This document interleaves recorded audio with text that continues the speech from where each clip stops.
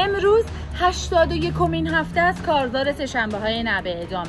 در این سه‌شنبه زندانیان در 48 زندان سراسر کشور در اعتراض به موج اعدام‌ها و حذف مجازات اعدام در ایران دست به اعتصاب غذایی گسترده زدند.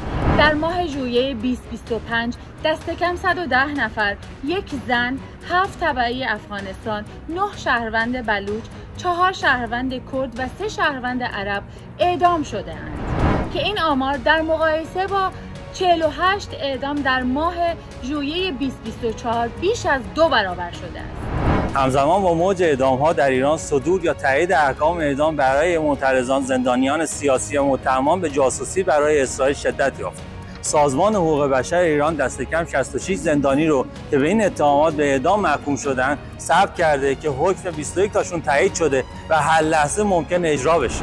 شب پنجشنبه صدها زندانی رو از زندان تهران بزرگ به زندان اوین بازگرداندند، اما 5 زندانی سیاسی محکوم به اعدام رو وحید بنی آمران، پویا قبادی، بابک علیپور، اکبر دانشورکار و محمد تقوی سنگدهی را با ضرب و شتم شدید از دیگر زندانیان جدا و به سلول‌های انفرادی زندان قزلحصار منتقل کردند.